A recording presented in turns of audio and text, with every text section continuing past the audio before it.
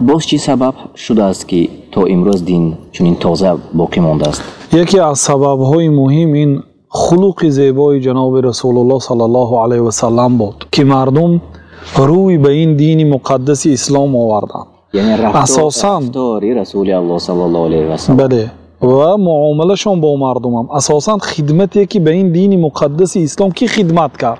جناب رسول الله صلی الله علیه و سلم خدمت کردند. بعد جناب رسول الله صلی الله علیه و سلم صحابگان پیامبر صلی الله علیه و سلم دین مقدس اسلام تا آخرین وفات صحابه ها به تمام مغرب و مشرق پهن شد.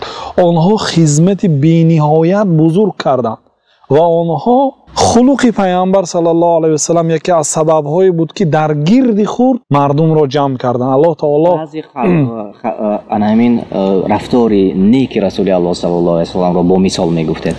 بله الله تعالی در سوره آل عمران که فبما رحمت من الله لنت لهم ولو كنت فظا غلیظ القلب لانفضوا من حولك.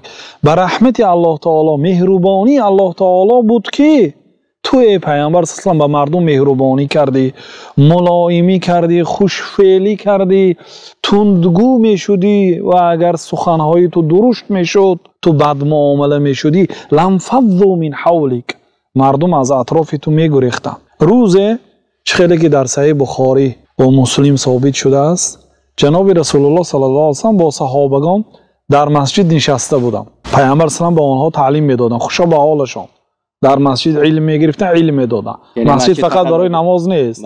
مسجد بسیار وظیفه ها را اجرا میکند. حتی تعلیم هم یک جزئی از وظیفه ها است. مسجد بسیار وظیفه ها را در دوش دارد. بنابراین پیامبر وقتی که به مدینه آمدن اولین کاری که کردن مسجد بنیاد کردن. مسجد فقط به یک جانب عبادات نیست. و وقتی که نشسته بودن یک اعرابی در آمد، یعنی بادیه نشین، صحرانشین، شخصی که از حضارت و از مدنیت دور است، در آمد و فبال فی طایفه المسجدی، میگن در یک ناحیه مسجد، در یک گوشه مسجد پیشاب کرد. بیچاره که مقصد از حضارت و از مدنیت دور است، نمیدونه در نظر او وقتی که از کوچه در آمد یک جایی پناهگاه یافت. بله اون وقت مسجد ها مثل امروزه مسجد نبود و مسجد ها هم گلیم و قالین نداشت.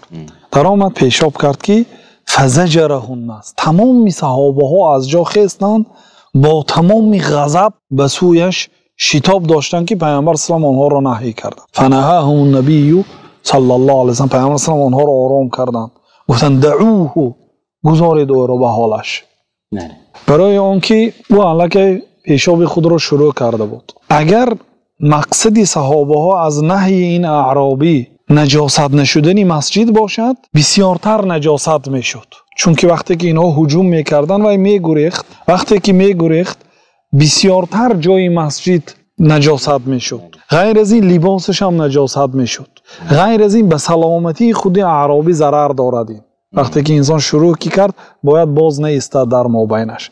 جناب رسول الله صلی الله علیه و سلم همه این به اینابت گرفتند و شدگی کار شد. گفتند ایستید. وقتی که به پایان رسید پیامبر صلی الله علیه و سلم گفتند که به بالای پیشابش یک ستیل آب ریزید. اگر این پیشاب مثلا این سطح خاک باشد، اگر همین قدر مثلا پیشاب شده باشد، وقتی که 10 لیتر آب میریزید و پاک میکند. بله. یک ستیل از بالاش آب ریزید گفتند. بعد اعرابی رو به نزدشان فریاد کردند. گفتند که این مسجد است برای ذکر الله تعالی، برای قرائت قرآن، برای عبادت. برای این کارهای افلاس مسجد سزاوار نیست، جای این خیلی نیست. این اعرابی از جهت نادانی این کار را کرد، نه از جهت تحقیر مسجد. اگر کسی از روی تحقیر مسجد اگر توف کندم کافر میشد به مسجد، بگذار توف هم نکند، مسجد بد بیند کافر میشد. بد دیدن مسجد این کفر است. لیکن این پیشابی که اعرابی کرد از روی نادانی، از روی جهل بود. بنابراین پیامبر صلی الله علیه و سلم برای او تعلیم دادن. وقتی که این معامله را اعرابی از پیامبر صلی الله علیه و سلم مشاهده کرد، در حق پیامبر صلی الله علیه و سلم دعا کرد، گفت اللهم ارحمنی وارحم محمدا ولا ترحم معنا احدا. پروردگارا مرا رحم کن و محمد را رحم کن و همراهی ما دیگر هیچ کسی را رحم نکن. شما ببینید در یکمین لحظه که با پیامبر صلی الله علیه و سلم مثلا واخورد یا یک عملی پیامبر صلی الله علیه و سلم دید و و پیامبر صلی الله علیه و سلم چگونه بها داد. خلاصه اگر اعرابی رو به همین حادثه اگر نگاه کنیم، پروردگار رو منو محمد رحم کن گفت. پیامبر صلی الله علیه و سلم دوست داشت الکی و دعا هم کرد ولا ترحم معنا احدا، همراهی ما دیگر کسی رو رحم نکن گفت، چون که صحابه ها میخواستن به او درآفتن. یعنی که دید که چند نفر در غضب بود و دید که رسول الله صلی الله علیه و سلم با رفتار دیگرگون داشتند و خودش در عقلش همون در میزان ماند. الکی وای منزلت پیامبر صلی الله علیه و سلم رو در قلبش جای داد. بنابراین در حق پیامبر صلی دعا که پیامبر صلی الله علیه و سلم لقد حجرت واسعا، در حقیقت چیزی وسیع رو تنگ کردی گفتن، یعنی رحمت الله تعالی را، رحمت الله تعالی همه چیز رو فرا میگیره، تو تنگ کردی گفتم.